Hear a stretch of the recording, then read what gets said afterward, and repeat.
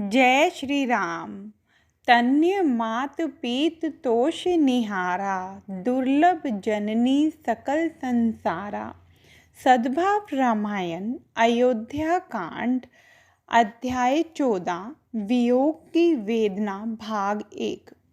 कैकेयी की बात सुनकर महाराज दशरथ जी बहुत व्याकुल हुए। नेत्रों में से अश्रु प्रवाह शुरू हुआ। जब उन्हें लगा कि कैकेयी अपने वचन पर अडिग है, तब वे बच्चे की तरह रो पड़े। उन्हें हुआ, और तो कुछ नहीं, पर अवध को मैं क्या मुंह दिखाऊंगा। मैंने स्वयं राज दरबार में घोषणा की है कि कल राम का राज्याभिषेक होने वाला है। अब मैं यदि एक रानी को दिया हुआ वचन पूरा करने जाऊंगा तो प्रजा को दिया वचन भंग होगा।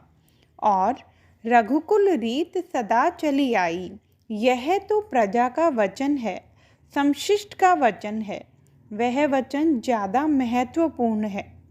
फिर राजा को हुआ कि राम जैसा पुत्र हमें छोड़कर वन में चला जाएगा तो हम क्यों कर जिएंगे।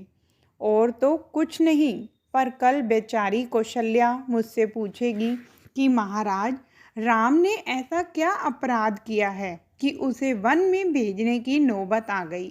तब मैं उसे कैसे समझाऊंगा।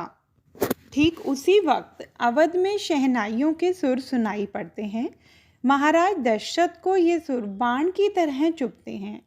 इतना ही नहीं, राजभवन की खिड़की में से ये दिखलाई देते आकाश को देखकर दशरथ जी सूर्य नारायण की प्रार्थना करते हैं। हे सूर्यदेव, मेहरबानी करके कल सुबह मत उगना। चाहे जो भी हो, हम आपकी संतान हैं। यदि कल आप निकलेंगे तो मेरा सूर्य अस्त हो जाएगा। कल का आपका निकलना आपकी आँख में से अश्रु बहाएगा।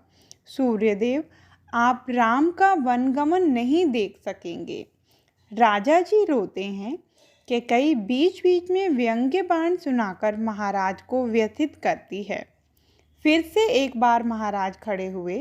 कैकेयी के पास जाकर हाथ जोड़कर सम्राट ने कहा, कैकेयी, चाहे तो मेरा सिर मांग ले, मैं तुझे इसी समय दे दूंगा, अथवा सामने लटकती तलवार लेकर मेरे प्राण ले ले।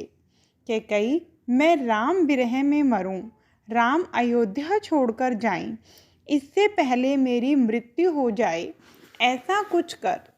कैकेयी, कल लोग हमें क्या कहेंगे। और क्या तू ऐसा मानती है कि भरत को शासन देने की बात करके तू उसे सुख दे रही है। कैकेयी, मेरी बात सुन ले। कदाचित राम वन में जाएंगे तो 14 वर्ष पूरे होने के बाद जब वे लौटेंगे, तब भरत शासन राम के चरणों में सौंप देगा। भरत के स्वभाव से मैं परिचित हूँ। 14 वर्ष के बाद अवध जैसी थी वैसी ही हो जाएगी। अयोध्या का भ्रातृत्व भाव वैसा का वैसा रहेगा। पर जगत में से 2 वस्तु का नाश कभी नहीं होगा। तोर कलंक मोर पछताऊ, तेरा कलंक और मेरा पछतावा। राजा जी बहुत रोते हैं। पर कैकेयी ने कहा, महाराज, मुझे और कुछ नहीं सुनना। मुझे आपसे जो कहना था वह मैंने कह दिया। निर्णय आपको करना है। कह दीजिए कि वचन पूरा नहीं कर सकता, सो बात पूरी हो जाए।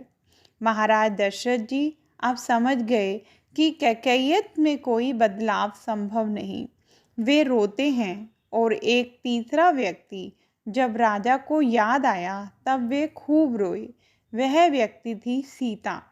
अवधपति को ऐसा लगा कि राम बन जाएंगे और सीता हमारी सेवा के लिए अयोध्या में रहेगी। वह कभी भी शिकायत नहीं करेगी।